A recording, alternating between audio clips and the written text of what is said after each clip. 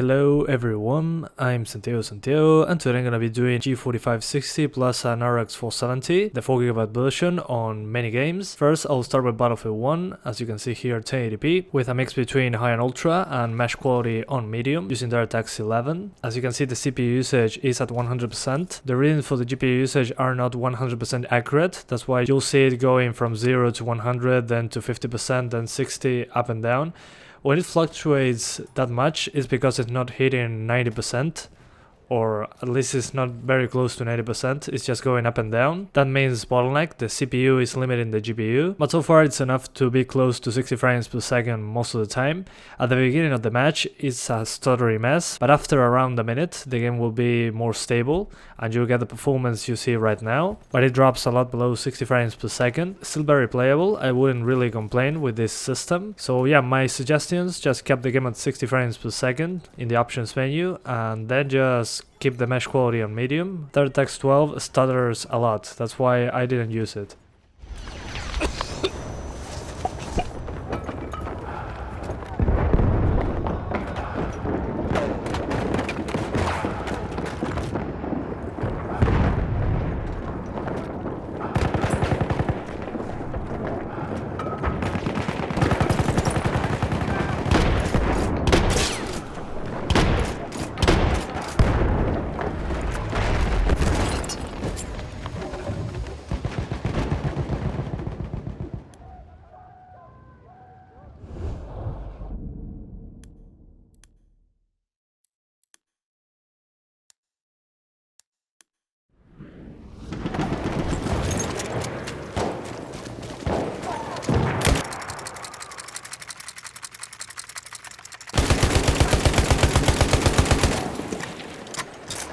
Dying Light, I'll be doing 1080p, I don't know if you can see that, with textures on high, shadows on very high, everything pretty much maxed out except some of the NVIDIA features such as the depth of field or the PCSS shadows. The draw distance is below 40%, that's because it's a huge hit to the frame rate, but as you can see so far we can get 60 frames per second no problem.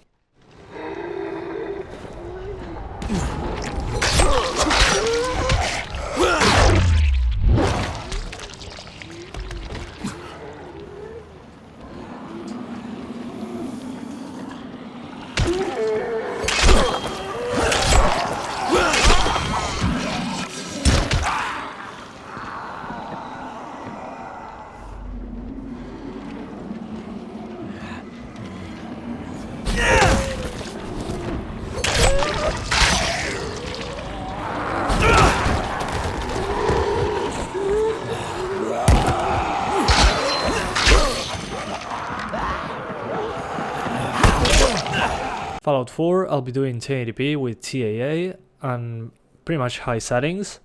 I'll be keeping textures on ultra. I'm going to test Diamond City with unlocked frame rates, and you'll see that it's very difficult to maintain 60 frames per second when looking far into the distance. And again, the GPU usage will fluctuate a lot. It will be at 0%, then up to 100, then down to 50 something. It'll be varying a lot. That's because the GPU is being limited by the CPU, aka bottleneck. So if you want a better experience, download some performance mods or get a better CPU.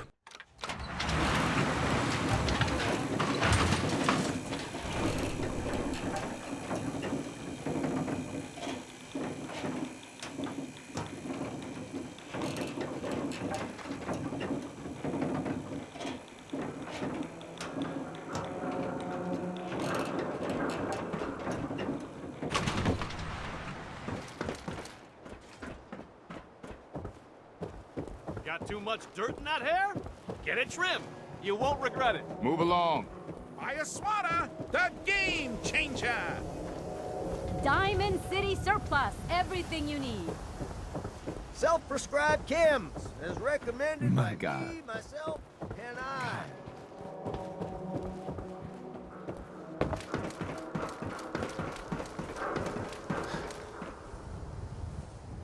GTA 5, I'm going to be doing again 1080p, and I'm going to use the same settings that I use at the 1050 Ti plus G4560 video, so you guys can compare between the two videos if you want to. What I noticed here was that the drops in the frame rate were bigger, so with the 1050 Ti we were actually getting better frames. That seems to be again what happens with AMD and DirectX 11. We get more CPU overhead, that's why we can get the maximum frame rate possible with the CPU. On the 1050 Ti I was able to be closer to 60 frames per second more often, but on the RX 470 you can use even higher settings. So yeah, feel free to crank up the settings and you'll still get this performance.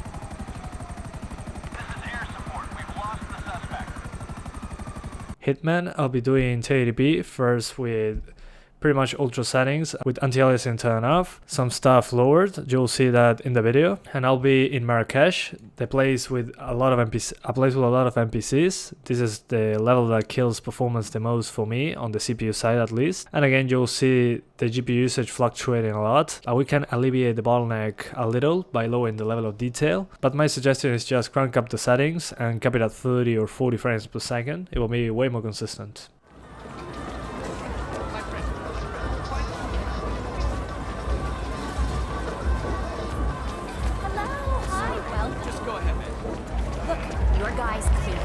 How are you, sir? Maybe he just took the money and made a dash for it, huh? Here. I just stuck in traffic or something. Or the protesters found out where he was going and beat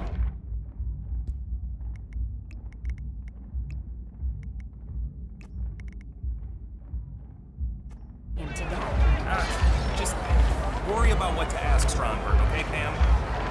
The whole city wants to string him up, isn't it? Guess you play the hand. Just cause 3, 1080p. I'll be using a mix between high and very high, with some stuff turned off. I'll be blowing up a gas station, then I'll be fighting with some enemies, plus flying a little bit, so we can stress the CPU as much as possible. But you will see that the game stutters a lot, way more than on the 1050 Ti. But this can be solved by just capping the game at 30 frames per second, or at 40 at least. I mean, it's still playable, but when you're flying around or blowing up gas stations, it can get annoying to get those stutters. The game is still a lot of fun.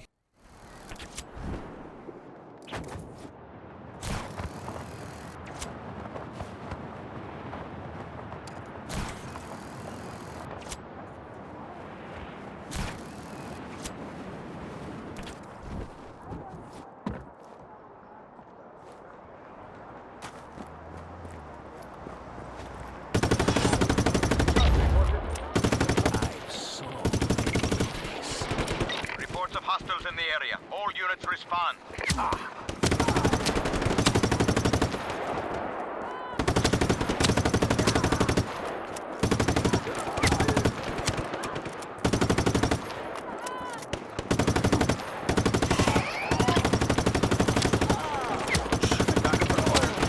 Additional support has been approved.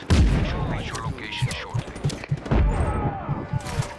Sniper Elite 4, I'll be doing 1080p with the maximum settings. And I'm going to be using the DirectX 12 API, so I'll be enabling asynchronous compute. On the 1050 Ti, I had to use lower settings to get close to 60 frames per second, but with this card, you can play on Ultra no problem and be over 60 frames per second the majority of the time. So yeah, this game is more GPU bound, that's why it runs much better. So yeah, no complaints about this one.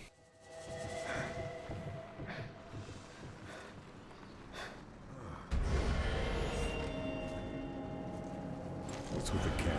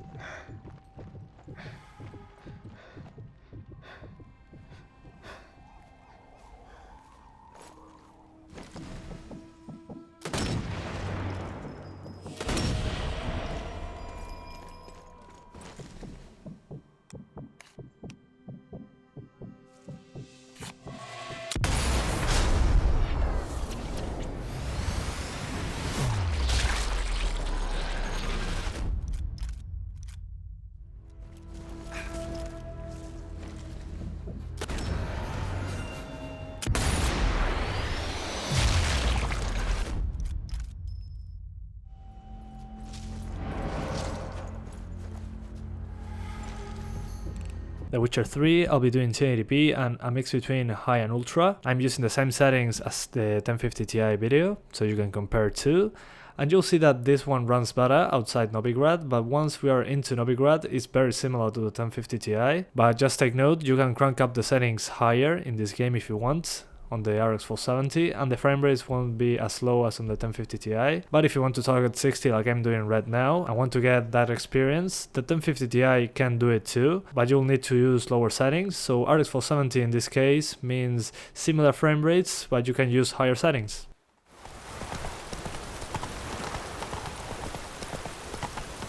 What's this step? Mages, mutants, blasphemers, kobolds. Honor in the fatherland. Ooh, where you going?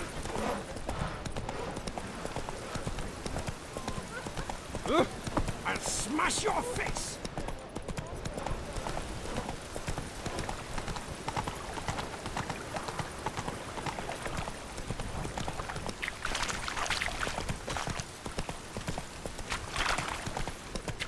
You'll choke to death on 3 pounds of steam.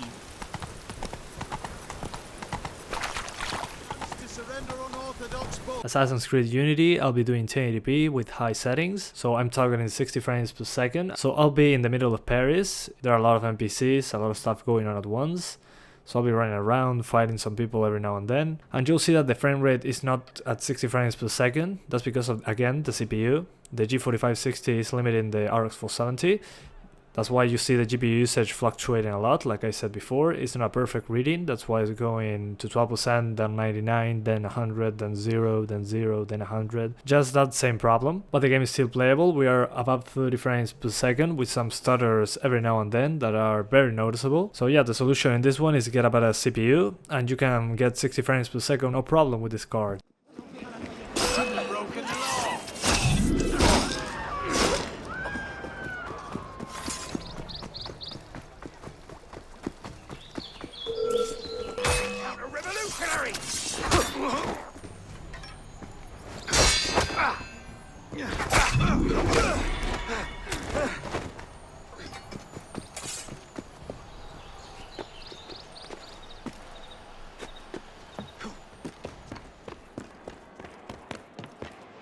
The Division, I'll be doing 1080p and high settings using DirectX 12, since in this one DirectX 12 uses less CPU, and you'll see the settings on screen. It has a lot of options, that's awesome. And I'm going to be just fighting some people and blowing some stuff up, so I can make a more demanding scene, or at least try to do so. So yeah, so far it's about 60 frames per second, but a lot of times it freezes, like a micro stutter. A workaround for that is to just cap the game at 60 frames per second and lower the draw distances. That helps a ton. But if you want to fix it 100%, get a better CPU and a faster hard drive.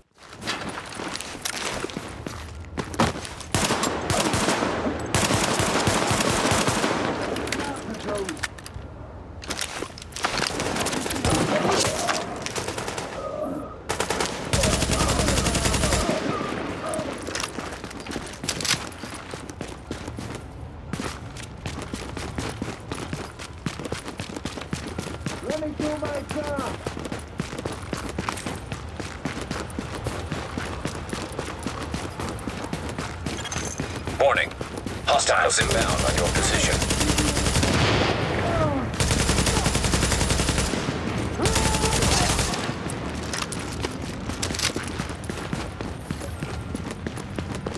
Rise of the Tomb Raider, I'll be doing 1080p, DirectX 12, and I'll be using pretty much high settings with some stuff on medium. I'm using a little higher settings than on the 1050 Ti, so I'm going to be running in a place that uses a lot of CPU, so you can see how it performs overall. It's very difficult to hit 60s on this game in this area due to that. The CPU limits the GPU, but again you can see the GPU usage fluctuating a lot, going to 100, then 0, then 40, then 80. That's because the CPU is limiting the GPU once again, but you can still play. I suggest capping it at 40 frames per second. That'll make the game more stable, it won't stress the CPU as much, plus it will feel more consistent.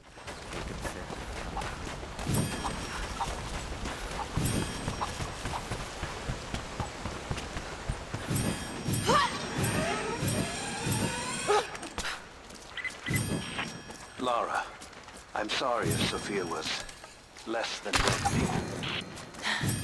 I understand. I'm just glad you were there to vouch for me. My people have spent decades fighting outsiders. It's not an easy habit to break. See if you can lend a hand with the preparations. A little hard work would go a long way towards building trust. Doom, I'll be doing 1080p using TSS-AA plus ultra settings, using the Vulkan API since it does wonders for AMD Radeon performance. As you can see, I'm using ultra, not the maximum since we need more VRAM for that, for nightmare textures and nightmare shadows. But yeah, so far the game is over 100 frames per second, which I wasn't expecting. It's very high. It has such a high frame rate, it's insane. It sometimes drops below 100 frames per second. So yeah, very fast, fluid, and highly recommended.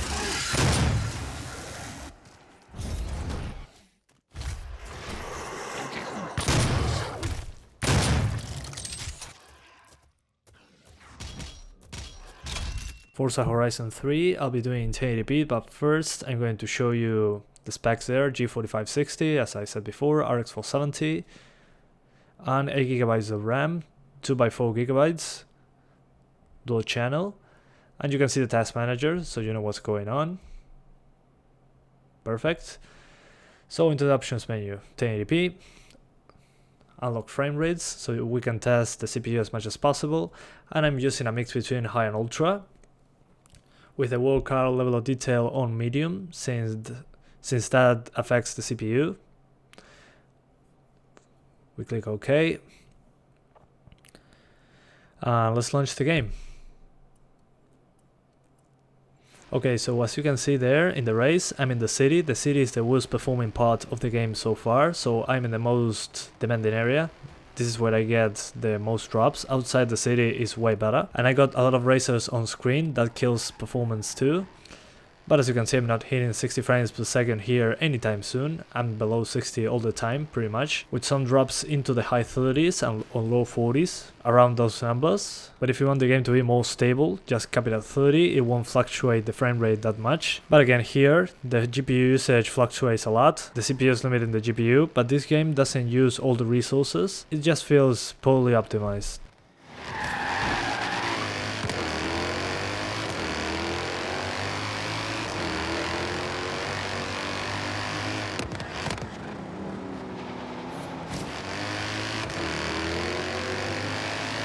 FIFA 17, I'm going to be doing 4K with ultra settings and no MSAA, and the frame rate will be unlocked, and you'll see that we are over 100 frames per second, so it runs totally fine, except on replays and cinematics. That plays of the game is capped at 30 frames per second. When you're doing, I don't know, a corner kick, when the camera is behind the player, you'll get a 30 FPS cap, but this one runs fine. You'll see that sometimes the game can freeze. That seems to be due to the CPU. Just cap the game at 60 frames per second and you'll be fine. Hit with real power. So the first goal, it's 1-0. Raja 9 Golan. Tackle here.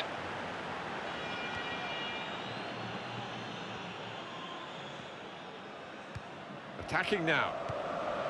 Well, this is how this team can play. Sustained attacking football, but when they lose it, as they've done now, it's just a risk that they might get caught out.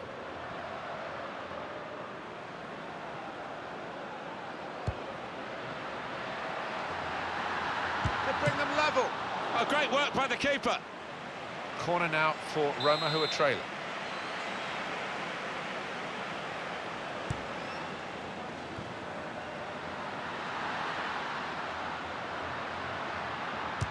And finally CSGO, I'll be doing 1080p with the maximum settings and 2x MSAA, and you'll see that the game is close to 100 frames per second, sometimes over 100, but other times it just drops below 100 frames per second, so some people won't like that. The game runs fine, it's over 60, sometimes drops under 100, but it's playable, that's what matters. Sorry about the noobish gameplay. So well guys, conclusion. So this compared with the GTX 1050 Ti on the same processor, it gets better performance on GPU intensive games, Sniper Elite 4, Doom, Battlefield 1, Dying Light, Rise of the Tomb Raider. All those games usually run better on the RX 470 since they are more GPU bound, since you can take advantage of the extra GPU power. The 1050 Ti, on the other hand, on CPU intensive games was more stable. For example, GTA 5, Just Cause 3, Fallout 4, and sometimes on Forza Horizon 3 the 1050 Ti gave more stable performance. So it's more of a thing of what games you want to play.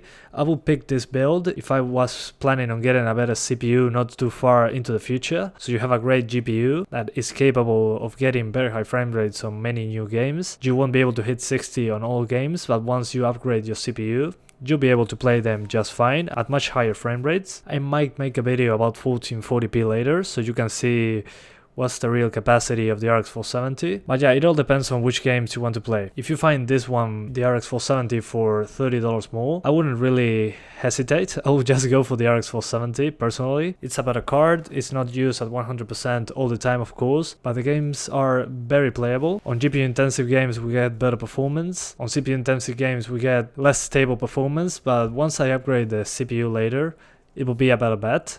So yeah, it's difficult to choose, but I hope that this video helps you with your research on which one to buy. So I got the G4560 with the 1050 Ti on a video, you can check it in the description below. But yeah guys, that's pretty much it. I hope you enjoyed this video, thanks for watching and see you next time.